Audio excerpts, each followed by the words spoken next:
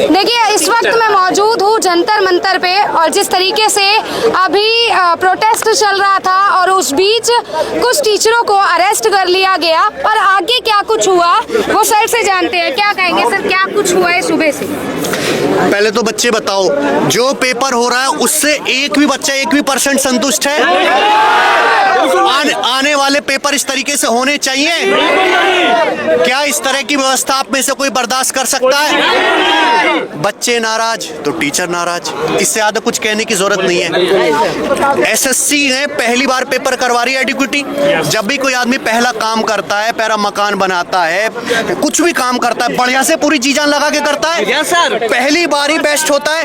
पहली बार अगर इतनी बुरी व्यवस्था हो रही है एसएससी के एग्जाम में, तो आने वाले एग्जाम का क्या हाल होगा आप खुद ही सोचिए। भारत का कोई भविष्य ही नहीं है फिर आगे। हम बस ये चाहते हैं कि बच्चों का एग्जाम सही से हो, वेंडर सही से काम करे, एग्जाम सेंटर सही से हो, उनका सॉफ्टवेयर सही से काम करे, माउस, जितनी भी समस्याएं बच्चों की सुनी जाएं। और हमारे पास समय होता है कि एग्जाम 3-4 महीने बाद होता, तो हम धीरे धीरे स्ट्रेटजी बना पाते। प्रॉब्लम ये है कि पेपर 10 दिन के भीतर ही है, 13 तारीख से हमारे पास इतना ज्यादा समय नहीं है। वरना हमारा कोई मन नहीं है सरकार को मानसून सेशन में इस तरीके से डिस्टर्ब करने का, लेकिन हमारे पास समय नहीं है। हम चाहते हैं कि इसका जल्दी से जल्दी निदान हो, या तो एडिक्विटी के बस की हमें तो नहीं लगता कि उसके पास खुद व्यवस्था है एग्जाम सही से करवाने की। मध्य प्रदेश के पेपर कराए ना सारे, मध्य प्रदेश का हालत, पटवारी का पेपर उसने कराया, मध्य प्रदेश पुलिस का यूपीएसआई का पेपर उसने कराया, राजस्थान के कई पेपर उसने कराया। एक भी पेपर ऐसा नहीं जिसमें चीटिंग की खबरें तक नहीं हो। 25-25 लाख में सीट बनी है सर। मैंने देखा आप बच्चे लगातार समस्या सुना रहे थे, भारत भर से भीगते भीगते इस बारिश में बैठे हुए हैं और समस्याएं सुना रहे थे। ऐसा क्यों होता हमारे देश में? ये जो बच्चे समस्याएं सुना रहे हैं, ये तो अभी बहुत थोड़े बच्चे जो बारिश की वजह से नहीं आ पाए या उनको सही समय पे सूचना नहीं मिल पाई, बुलाया भी नहीं गया, बच्चों को बुलाया भी नहीं गया। बच्चे तो 10-15 लाख इस समय यूट्यूब पे, सोशल मीडिया पे एक्टिव बैठे हैं इसी मुहिम में कि उनको कुछ सुधार मिलेगा आज। और सारे टीचर्स इस समय 300-400 से ज्यादा टीचर्स हैं जो दिल्ली में यहाँ पर हैं, केवल जंतर मंतर पर भी। पूरे भारत के टीचर हैं, केवल दिल्ली के नहीं, इलाहाबाद से भी, पटना से भी। और हमारा केवल एक ही उद्देश्य है, एसएससी का एग्जाम आने वाला, सीजीएल का, सिटसल का, सीपीओ का, एमटीएस का सही से होना चाहिए, और हो सके तो सिलेक्शन पोस्ट का पेपर दोबारा से होना चाहिए। और जब तक हर बच्चा सेटिस्फाई नहीं हो जाता। लेकिन सर, सभी टीचर जो है सड़क पे उतर चुके हैं, उसके बावजूद क्या लगता है कुछ प्रभाव पड़ेगा? मकसद किसी प्रकार की कोई अव्यवस्था फैलाना नहीं है, किसी प्रकार का जो है हमारा गलत मकसद नहीं है। हमारा मकसद है केवल एग्जाम सुचारू रूप से हो, और जो एडिक्विटी एग्जाम कराने के लिए आई है, बच्चों को और टीचर्स को कतई भी भरोसा उस पर नहीं है। क्या कुछ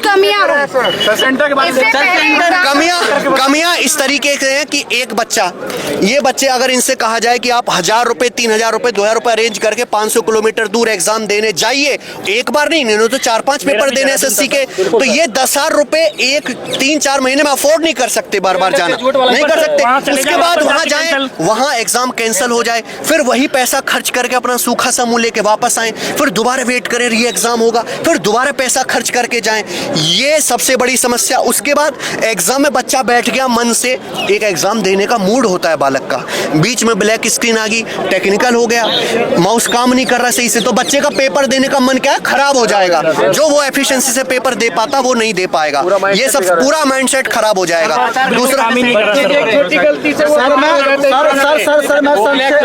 सर मैं संक्षेप में बोलना चाहूंगा, अगर पूरा एनालाइज करके बोलूं इसको संक्षेप में, तो एक स्टूडेंट का सेंटिमेंट एक शिक्षक ही समझ सकता है। हाँ, जिस दिन सरकार समझ ले, उस दिन समस्या ही नहीं हो। ये हाल तो हम पहली शिफ्ट के बाद ही समझ गए थे कि क्या होने वाला है।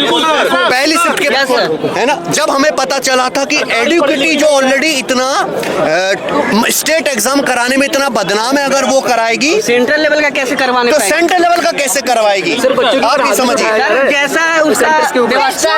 सरकार केवल इलेक्शन के समय रोजगार की बात करता है, क्या उनका सपोर्ट मिल पा रहा है किसी भी तरीके से? अभी तक तो सरकार की तरफ से कोई सपोर्ट नहीं है, अभी तक कोई सपोर्ट। बच्चे अकेले, बच्चे टीचर्स के साथ है, सरकार की तरफ से अभी कोई सपोर्ट नहीं है। देखिए सेंटर में बच्चों को मारा जा रहा है, उस पर सेंटर्स पे बच्चों को कुछ पीटा भी गया, उनको रोक लिया गया है, उनको बाहर रात 10-10 बजे तक उनको रोका गया पेपर दिलवाने के लिए। अगर किसी बच्चे की कोई टेक्निकल प्रॉब्लम की वजह से पेपर नहीं हो पाया तो उसको रिटर्न में नहीं दिया गया कि आपका री एग्जाम करा लेंगे, उसको चुप कराया गया, शांति से सांत्वना दी गई है। झूठी निर्देश दीजिए, आंदोलन कर देंगे सर हम। कुछ भी, हमें गलत काम नहीं करना, शांति से अपनी बात सरकार के ऊंचे ऊंचे ऑफिशियल तक पहुंचानी है, शांति से। रिजल्ट 1.5 साल हो गया, अभी तक नहीं आया, हम उसी का इंतजार कर रहे हैं। एक मुद्दे भी बहुत सारे, पर जो अभी चल रहा है पहले उस पर ध्यान देंगे। सर क्या कुछ कहेंगे, आप सुबह से मौजूद है, क्या जो है इसका असर निकला है, कुछ बात हुई है? बिल्कुल बिल्कुल बात हुई है एसएससी चेयरमैन से, और वहाँ सॉल्यूशन को लेकर के जो उन्होंने बातें कही हैं वो सब जबानी कही हैं। अभी रिटर्न में किसी तरह का सॉल्यूशन नहीं दिया, और जब तक कोई रिटर्न में नोटिफिकेशन या नोटिस नहीं आ जाता है साइट पर, तब तक बच्चे या टीचर्स ये इस मुद्दे से पीछे हटने वाले नहीं हैं। जिन शिक्षकों को अभी जो अरेस्ट कर लिया गया है, उनका क्या, अभी उनको कब तक उन्हें रिहा करेंगे? नहीं, रिहा वाला तो पुलिस प्रशासन जाने, पर ये निश्चित है कि वो नजफगढ़ थाने में बंद कर लिया है। 2 बसें थी, एक बस को शायद छोड़ दिया गया है, छोड़ रहे हैं, पर दूसरी बस को उन्होंने अरेस्ट ही कर लिया है। उन्होंने लगा होगा कि मुख्य शिक्षक सब इसमें हैं, ये यहाँ पर माहौल खराब करेंगे, तो इसलिए इनको अंदर ही बिठाए रखो। आप भी उनमें? नहीं, मैं जो है एसएससी हेड ऑफिस में मिला हूँ, शिक्षक जो है वो नजफगढ़ थाने में बंद है। और कुछ बातचीत हुई है? बिल्कुल, वहाँ पर जो बातचीतें हुई हैं वो एसएससी हेड ऑफिस में हुई हैं, एसएससी के डायरेक्टर से हुई हैं, पर कोई सॉल्यूशन वाली बात नहीं है, इसलिए कोई बहुत ज़्यादा बताने तो का। क्या मांगे की गई?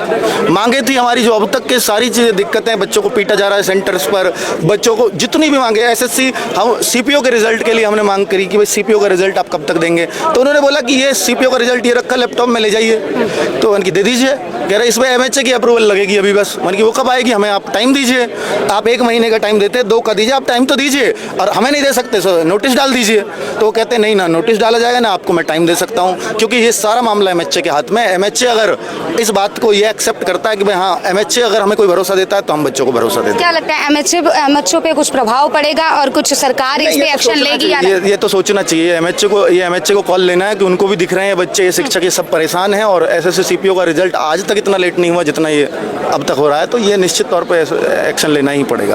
ठीक है, ये एमएचए को सोचना चाहिए उनके।